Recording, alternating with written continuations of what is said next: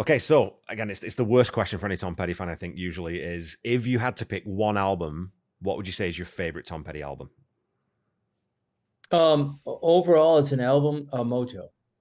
Okay, yeah, yeah. And for the reasons we talked about, that sort of Yeah, that presence yeah, and the right, right. I mean, but if you're talking about individual songs, stand the torpedoes. okay. Yeah, but yeah, those are certainly is there a bad Tom Petty album No. really? There really isn't. And again, that's something that when when I went back and did that deep dive into this artist catalog that I knew nothing about, album after album. Yeah, there's maybe a handful of songs that I don't think are in that sort of that top shelf, but as albums themselves, they're all just you think how this guy's going to run out surely at some point. Surely after the 10th album he's going to run out of ideas. Surely after the 12th album he's going to run out of ideas. Dylan did. Dylan kind of had a bit of a a dip in his later period career. Springsteen I don't think has had a huge album that I've loved to that extent for maybe 10, 15, 20 years. The quality never dropped with Tom. The albums were just always different and interesting too. Yeah, Mojo comes out of nowhere. That doesn't sound like anything the band's recorded. Sounded like nothing that anyone was putting out into the mainstream at that time. Hypnotic Eye's another tone shift again. So no, I don't think he did write a single bad album. Not one. Well, let's talk reforming Mudcrutch, Oh, I right? mean, who does that? So he brings the guys back, right? He goes, okay, so we're going to start recording tomorrow. You guys bring any songs? Yeah, okay. Well, so they look over the songs. They would finish a song, and Tom would go, okay, I'll see you tomorrow morning. He'd go off. He'd write another song, Just incredible. and he did that time and time again Yeah. while they're recording it. It's like, how do you do that? I know. So, and then Mudcrutch too. I think they had a little more time to record. Yeah. And then they went on a big tour. I mean, who goes back and puts together their high school I band, know. right? And tours with it. I know. As an arena rocker, when you can pack 10 to 30, 40,000 people into an arena, we're going to go back and play little sort of 1,500 seaters or 2,000 seaters. Like, again, I can't think of an example of anyone ever doing that. Not Now, at that now level. you got two, Mike Campbell and the Mike, of Dirty course, yeah. Monsters. Yeah, of Because course. literally, I think he took that as inspiration. I mean, they played every dive in America, Yeah. on this tour, and my friend once again, the guy that came with me that was in the music business, he goes, they got guitar techs. He goes, they never have guitar techs at a bar. You never bring guitar techs at a bar. He goes, you're getting a arena show in a tiny bar. Yeah. Go, yeah, that's pretty much the way. Yeah, and it's right there. It's right there in front of you. There's again. I think it must be a thrill for those guys who've been at that level for so long, and they're on a stage that's 20 feet away from the audience. They're elevated, but just to get back playing where you can see the whites of their eyes, it must be a bit terrifying as well. But it must be just a huge rush to be able to do that. I think.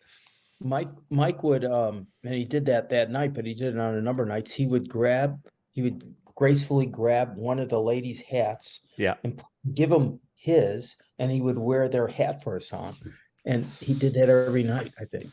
So he was that close. I mean, he was that close. You could just, so there was the front row was filled with ladies. You couldn't get into the front row. They had to be behind the ladies. So it's like, okay. Oh, that's so awesome. Okay, so your second question then leading on from that is actually, and I think I probably know the answer to this then, as we've just been talking about it. So, Mudcrutch or Traveling Wilburys? Mudcrutch. Yeah. Now, God, it's Traveling Wilburys is just an amazing, amazing band with an amazing. I mean, maybe the most amazing band of all time, right? Think about quite possibly, the Beatles, perhaps. It's Bob Dylan, Roy Orbison, Jeff Lynne, Tom Petty, and it's like, wow, holy smokes. They didn't have trouble finding songs, I bet. God, no. Well, it's crazy too when you go through that roster, and then, oh, by the way, who should we get to play drums? Let's ask Jim Keltner. Just little Jim Keltner. We'll get Jim in. It's just an insane group of musicians. I think I read Kelter was going, oh, smokes. Yeah. But I tell you what, the more I've been listening to the two Mudcrutch albums, the more I've been falling in love with them. Yeah. I mean, it's like, wow. Yeah, they're so free, right? And I think it is that thing of the Heartbreakers, you know, and again, we talked about Mudcrutch, Mojo, we talked about Hypnotic Eye. He's still doing his own thing, but with Mudcrutch, he's got that ability to just, he can write from a different place. And they definitely sound different. They're Mudcrutch songs, they're not Heartbreakers songs. They do sound Right. different, right? And of course, on Mudcrutch too, then he brings the other guys in. Well, what songs do you have? And each guy takes a lead vocal. So that's again super cool. And he's playing bass. He's not playing rhythm. Well, So he yeah, takes he's that not he playing this. get his ego Yeah, out of the way and just, I'm gonna start a whole new band and I'm gonna play a different instrument. yeah. Holy moly. So it's crazy. Who Yeah. does that? I don't know anybody, right? When again, you dig into it, and people don't realize too that he played all the drums on Highway Companion. So the guy could play drums as well. Like, this guy can play everything. He's just one of the most naturally gifted musicians generally that I know of. Just fantastic. Right. But you know, those guys devoted their life to it. There Yes. was a whole lot of other life that they had. They literally ate, breathed, drank, eat, Yeah. you know, music. You know, they just it, and you know, at that level, it's amazing to be around someone that has that ability to focus that deeply, Yeah. you know, and because that's what it takes. It takes an immense focus, Yeah. right? Determination to stick with it, Yeah. and Commitment. Yeah. and to be around folks like that. And I haven't been around too many, but the ones I have is just like, wow, you know, Yeah. that's very cool to be around somebody like that. You recognize it's like, oh, this is serious. It's Absolutely. so serious. So if you talk about that, you know, being able to sort of zone in and just be the, you know, not necessarily the best guitarist in the world you don't aim to be, or the best singer or the best whatever, but the best that you can be is really Right. it's the thing that we should be telling our children. It's the thing I tell my kids. You know what? I'm not going to tell you you can be anything that you want to be, because maybe you can't be a doctor. Maybe it's not the right kind of thing for you, or whatever it is.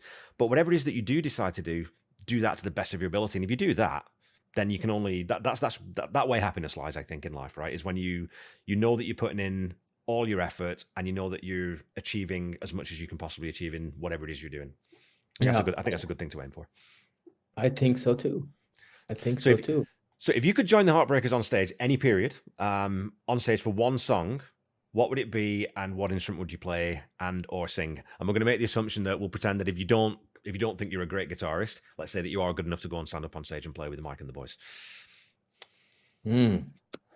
Up on stage with Mike and the boys. Holy smokes. I guess I'd probably want to play bass. Right? Okay.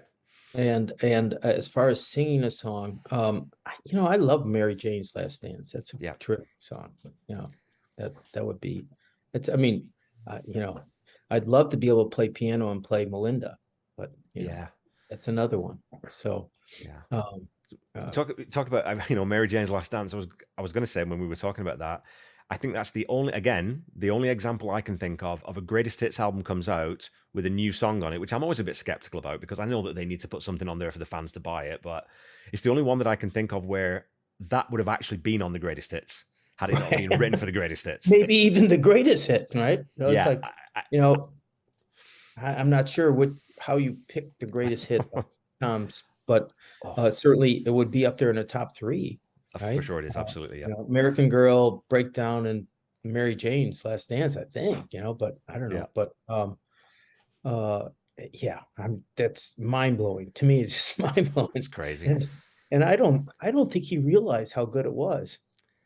You know? I think that's true of a lot of the songs, right? I think it was because he was humble, and he wasn't sort of up himself. Like, he always brought the songs. Well, this is what I'm thinking. This is how it sounds. These are the words for it. Let's record it, and then that is what it is. And I know that I remember listening to or reading an interview with Dana. I think it might even be in Paul's book in the forward, or anyway, where she said, like, she was listening to one of his songs around the house one day, and he said, "Well, can you turn that off? I don't listen to myself." He says, "Well, I do. I'm a fan." And she sort of got him back listening to some of those songs in Paul Zollo's book. He says, she got him listening to Echo. Absolutely. So in Paul's book, he says, "Actually, yeah, no. When I go back and listen to that, it's not as bad as I thought it was at the time. It's quite good, you know." So yeah, it was funny that she stood up to him and said, "Well, I'm a fan and I want to listen to this. Yeah, so we're going to listen to it." And you can deal with that, mister. Yeah. Okay, so who would you be your dream opening act at a Tom Petty concert? If you could pick any band from history, anybody, anybody at all, who would you The want to see Beatles. open? The Opening for Beatles. Tom Petty. How cool would that be? Yeah. Yeah, and it's a joke because Tom Petty would go, no, they gotta, we'll, right? Yeah. Um, but I got to see Paul in November. Oh, sweet. Awesome. No, I'm sorry, in June, in New York. Okay. When I saw him at the Syracuse Dome. And it's been really interesting lately. I've been noticing how people react to the Beatles, and I can't think of anybody in time that gets the reaction that the Beatles get now. Yeah. They're almost I don't know. I don't know we don't have anything to compare it to, but well, Greek gods, they're almost Yeah. Greek gods, to where people just lose their crap when they're like, if Paul were to walk into a room, it'd be like, it's like Yeah. every one of us. Absolutely. And because there's music, and then there's the Beatles, and they sort of exist a little bit outside of it. And Elvis, to a certain extent, I think, is the same, just because of the way the seismic shift in the culture that he caused. It just separates. It becomes, again, he's just so much bigger than the music. It's just a huge cultural thing. When anthropologists look back in 250 years, if we're still around, those are the bands that they're going to talk about. Well, yeah, that was an important point in culture, not just music, because they're so big, right? I mean, it just changed everything forever. Yeah, Elvis was huge, but the thing about it is there's a couple things. He was by himself. Yeah.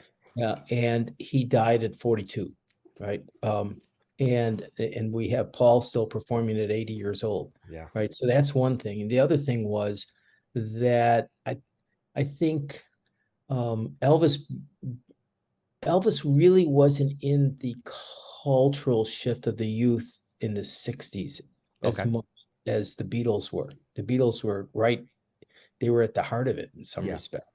And Elvis got a tremendous fan base. A lot of people loved him and all that, and they dearly loved him. But he didn't cause quite the cultural shift that the Beatles caused. Okay. And so to this day, we're still hearing Beatles songs being played constantly, right? Are we hearing Elvis songs being played constantly? No. That's a good point. That's a good point. And yeah, you could say, well, the Beatles weren't around as long, but I think the Beatles are going to be played 500 years from now. I'm not so sure about Elvis's songs. So when you said that, I mean, I think that's one of the things about the Beatles that's actually most incredible is that the recording career was what, 9 years, I think, 9 years between the first and last album. So, and the changes they went through as musicians, as a band in that time, the first and last albums are unrecognizable as the same act in 9 years. Oh, in 9 years. It's just incredible. Right. So yeah, no, I would totally agree with that. And they would record an album in a few days, Yeah, 2 days on a 4-track or 2-track. I think it was even 2 tracks. The first album was recorded on. Yeah. It's like, and it would just go and, all right, we need another song. Just write another song. Great hit. It's like, yeah. So they and Tom had that ability to just write, Absolutely. But there were 4 of them, right? There were only one of Tom, right? Although Mike wrote a lot of songs. So musically, yeah. And I mean, you look at the Beatles. You had three fantastic songwriters, and Ringo, who I love dearly, who is one of the most, again, probably not one of the most underrated, because drummers loved Ringo, but isn't talked about as one of the greatest rock and roll drummers of all time, if not, the greatest. Not the strongest songwriter, I think it would be safe to say, with all the love in the world. But the other 3, I mean, just look at the body of work they created. He didn't need to be, No. I mean, poor George, he's turned out to be a great songwriter, and he couldn't get his songs on, That's why he had put out a triple album when he released his first album, because he had all these songs built up. But it was Paul and John mostly, but they turned out to be all stars, all amazing folks. Do you have a favorite band member other than Tom? Mike Campbell. Yeah. Sensational musician. Again, another player. He can play so many different styles. I was talking about that with, I think it was, what song was that now that I was listening to, where, you get, like, if you get a Joe Bonamassa, who's a phenomenal blues player, I love listening to that guy play. When he plays heavy metal, it kind of sounds like a blues player impersonating heavy metal. It doesn't really have that authenticity to it. When Mike does is like the 50s stuff, you know, Gator on the Lawn or whatever it might be, he sounds like Chet Atkins. It doesn't sound like someone doing sort of a weak copy of 50s rock and roll. It sounds like the real thing. And he's got that ability to he's got a chameleon-like ability to play any style properly. And because I think it's this, you know, they're all such students of music that he understands the music. He's not just playing it frivolously, right? Well, I swear he could, you know, I just saw this list of the top guitar solos, you Yeah. know, and none of them were Tom Petty and the Yeah, Heartbreakers. I'm which going, I okay, mean, so this is a bad list. But I thought, well, you know, the Tom songs didn't necessarily always lend an option for him to play yeah, an extended lead or anything like that. So, you know, it's like in some respects, I think he's more talented than any of them, you know, in terms of being able to, like I said, he'll put in 3 solos in one, you know, yeah. you get your money's worth with his solos. And it's just like, it's just compressed. It's just perfect. It just Yeah. fits exactly where it should be. Whereas a lot of times it's just almost lazy, you know, some of Yeah. the lead Or, guitar. or repetitive. Like, you know, Clapton's always hailed as one of the greatest, and he is technically just a superb blues guitarist, but Clapton's solos kind of all sound pretty much the same, really, in different periods. Like that, he's not got a lot of variety in those things where you could never accuse, you know, Mike Campbell. He leans on the Chuck Berry bends every now and again. It sounds like it's got a bit of that Chuck Berry flair to it, but the number of different types of solo he can play in different ways. Yeah, no, I have nothing but huge admiration and respect for the guy. And Okay, let's talk I about read live. that Okay, sorry, go he ahead. would he wouldn't necessarily practice a song before they would record it. He would just like he would just listen to it and he would just come up with whatever he Yeah, came up with. It's like, how do you do that? You know, yeah, it's lightning in a bottle, right? I mean, it's just those people have. Yes, there's the thousands and thousands of hours you play, but there's an innate natural ear for music and an innate natural ability to know what goes where. And that's Tom and Mike together had that symbiosis that very few musicians get with someone else, right? Is where they knew exactly what each other was going to do all the time. and going back to Ringo was the Yep, same way. yep, He listened to what was going on and played to what was going on yep. instead of I'm going to do this. You know, it's like he just had his own. He literally could. Well, you saw. I don't know if you saw the Get Back documentary, I did.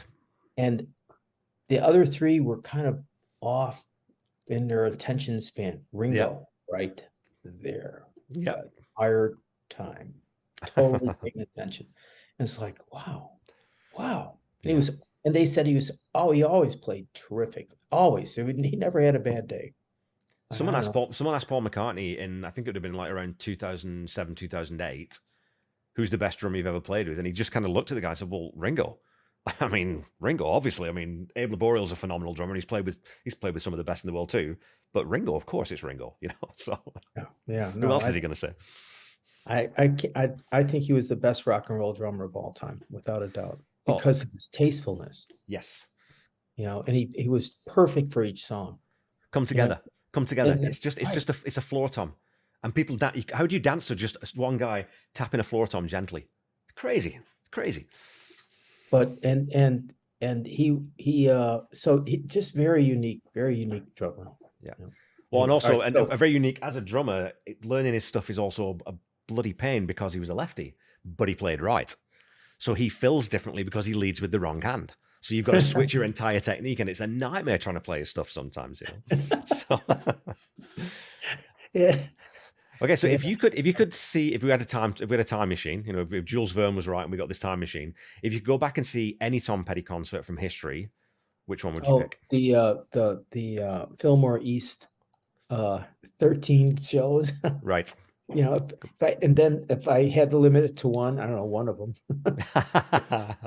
Yeah, such an intimate venue, right? And that sort of yeah, we're not playing now. We don't have to do the greatest hits tour now. These are our fans. We can because it's a residency. We can pull off some of the old deep cuts. We can play some of these songs we haven't played in 20 years. So yeah, Now, I'm absolutely. presuming, you know, I'm just using imagination because we haven't heard those Yet. songs, right? Yeah.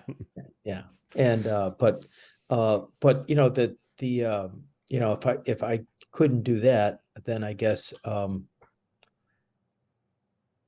I don't know. That's a really good question. I mean, I think he was more at his peak live when he was wilder and younger. Yeah. Um, but boy, I would have liked, I mentioned that the 30th anniversary, 2006, the 30th anniversary concert, which was terrific. He got up and he said, we're going to have a good time. I hope you might need to call the babysitter and tell her Yes. you're going to have to stay late. So I'm thinking, oh man, he's going to play for 3 hours, but he only played for two, you Yeah. know, and, and I would just wished he had like, hey, we're gonna We're play gonna till keep it going. gets closed down. It's Yeah. like, but he did. But that would have been. I would have really loved that. But Well, it's funny because that when I sort of thought about these questions, that's one of the ones that I would that's sort of in my top five of shows that I would have loved to have seen, just yeah, because of I think it was because it's back home and he's playing in front of his home crowd, that you could feel the warmth, you could feel that genuine sort of community sort of feel to that show where it was just a big party. It just felt like a big party. It wasn't a big band playing to a bunch of people. It was a communal thing. You really got that sense through the video, right? yeah. There was definitely a sense in the audience of we were very proud, very of Tom, and Yeah, very happy to be there, and feeling very fortunate. yeah. Okay, let's rip through these last ones then. So, Walls 3 or Walls Circus? Which version of that song do you prefer, if you do prefer? Boy, it's like picking between a Lamborghini and a Lotus. It's like I don't know. God, um, circus. Circus, yeah. It's funny. It's a little deeper. It's a I little keep I deeper. keep telling people that when I wrote that, because number 3 to me is always the definitive one, just because I imagine that's how he wrote it, right? Because it would have been acoustic, and he would have been sitting on acoustic, and that's how he wrote it. So that to me is always I've always connected with that one. But almost everyone else says Walls. Almost everyone. So Or your circus, you mean? Yeah. Circus, sorry, yeah. Everyone says Circus, so it's like, yeah, Well, I think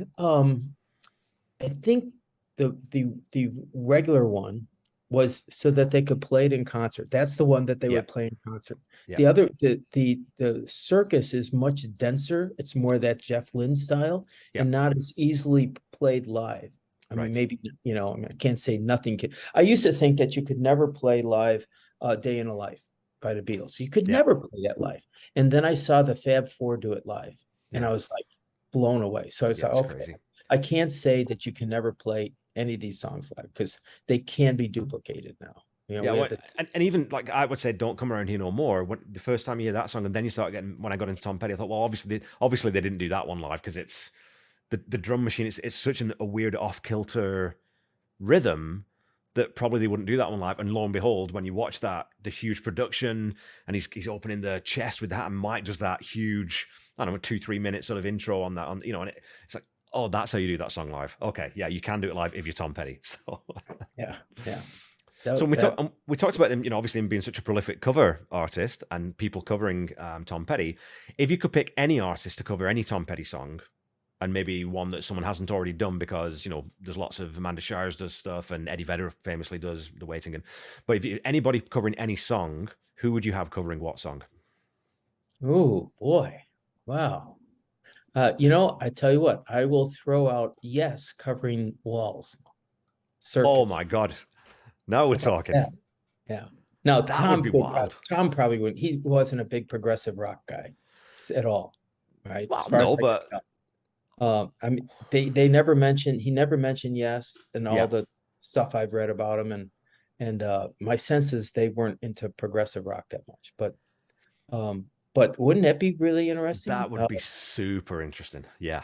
Yeah, But I but think, and like Dog on the Run from the official live leg, that again, that live song, and it's 10 minutes long. That's kind of got that middle section.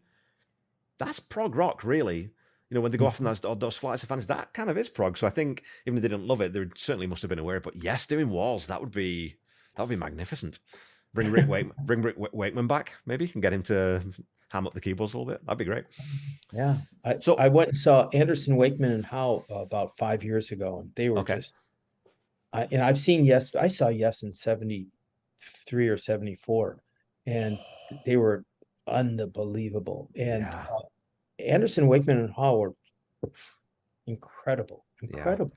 They were incredible. And Wakeman's quite the showman, hey? He's quite the stage presence. Oh, he was, yeah, yeah, yeah. He had a circle of keyboards, you know. Yes. It's amazing. Yeah. I think he stopped wearing the cape now, though, right? Because I think it's a tripping hazard now. No, Health and no, safety he won't. still got the Does he still wear it? it's Oh, a that's little awesome. shorter. Yeah, it's a little shorter. The wizard, a true star. Yeah. Oh, that's so cool. Is there a song, if people, when you are introducing, you said sort of you bring someone to a show and get them into Tom Petty or Mike Campbell that way. If you're introducing someone or introducing Tom's music to someone who doesn't really know anything about the catalogue, do you have a song that's one of your go-tos that you would say, well, listen to this, like as a starting point? Boy, that's a good question. I guess, American Girl would be great, or Yep. Breakdown, Refugee, any of those Yep. initial breakthrough songs that he came out with, because sometimes music is so, when you're trying to introduce people, you got to kind of come at it from where they are, not where you'd like them to be. Yep. Right. And so, if they're a big country fan, you got to find, a country tinged, song that'll bring them in, or vice versa, a hard rock song. So it kind of depends, that's a pretty tough one to answer, because it isn't necessarily based on the song. It's based on the personality of the person listening plus the song. Absolutely. And that's 100% the way I feel too. Like I've had, I have lots of friends. It's kind of nice when I get, because people know I do this podcast. So I get younger friends now who I know through different channels, and they say, I've never listened to Tom Petty. Can you send me a playlist? It's okay, well, what are you into? Well, I listen to Iron Maiden. I say, okay, yeah, no, I can work with that. If you're into the heavier stuff, I'll start with that, and I'll throw a couple of other things in there. But I know these are the songs that you'll kind of like, and stuff off Mojo. I should have known it's one of the first ones, Honeybee. I'll throw that in there. So if you want the crunch and you want the grind, yeah, Tom can do that. If you want something a little bit gentler, into jazz, well, maybe it's this. If it's country, I'll throw Louisiana Rain at you maybe, and I'll put Hometown Blues on there, because that's a reasonable. There's probably common ground where you can latch onto something there. So yeah. That's it's. The thing about here is that we hear Tom Petty music everywhere. Yeah. Gainesville. So it's not like, you'd be hard pressed to find someone who's never heard a Tom Petty song. I guess so, yeah. If they are, they run out of time pretty quickly if they do. So. Well, no, but it's just, you go to the supermarket and it's playing at the supermarket. You go to a bar and it's playing, on the overhead speakers, and it doesn't matter where you go. But I had a friend that just came down from Chicago, and he kept pointing out, hey, they're playing Tom Petty in the background. Wherever I go, yeah, they do that a lot here. That's a good thing, though. That's wonderful. It's better than a lot of the elevator music you get in certain places, right? So. Oh, yeah. Okay, so if you had to describe Tom Petty in 3 words, how would you do that? One cool dude.